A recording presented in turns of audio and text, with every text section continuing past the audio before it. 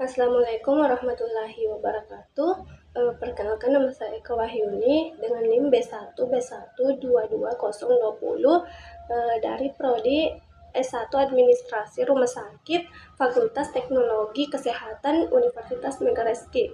Nah, di sini saya akan menjelaskan tentang studi kelayakan dengan mata kuliah studi kelayakan proyek dengan dosen pengampu Ibu Nur Sapriani SKM MKes.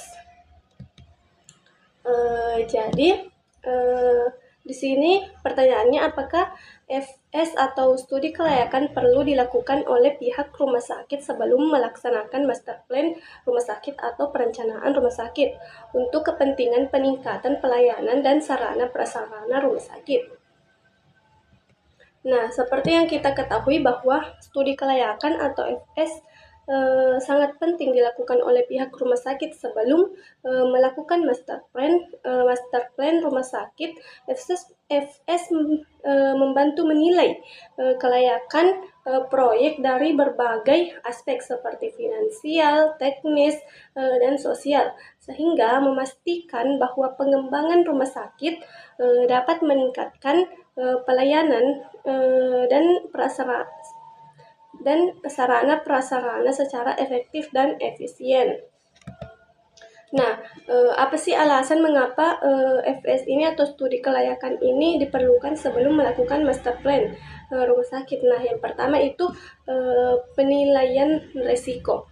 FS ini membantu mengidentifikasi dan mengevaluasi risiko yang mungkin timbul selama pelaksanaan proyek. Dengan memahami risiko ini, pihak rumah sakit dapat merencanakan strategi mitigasi yang tepat. Yang kedua itu kelayakan finansial. Nah, FS memberikan analisis mendalam mengenai aspek keuangan proyek, termasuk estimasi biaya dan proyeksi pendapatan.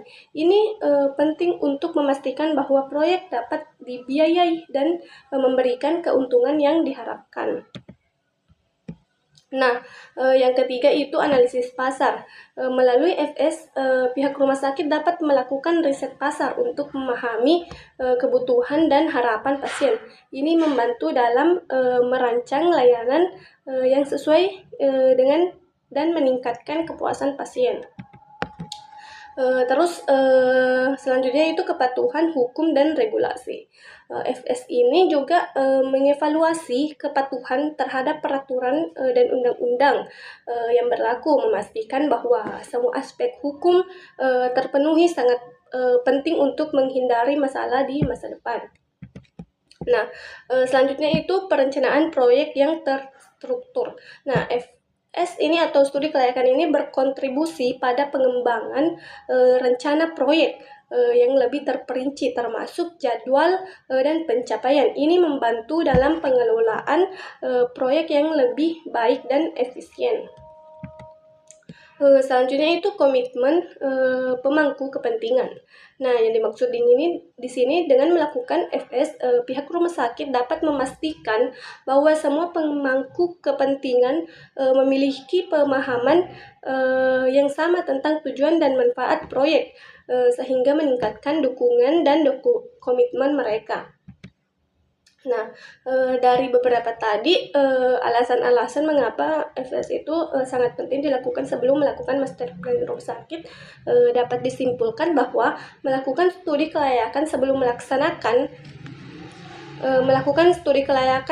melaksanakan master plan adalah langkah yang penting, di mana FS ini tidak hanya membantu dalam mengidentifikasi potensi masalah, tetapi juga memberikan dasar yang kuat untuk pengambilan keputusan yang lebih baik dan memastikan bahwa investasi dalam pengembangan rumah sakit akan memberikan hasil yang optimal.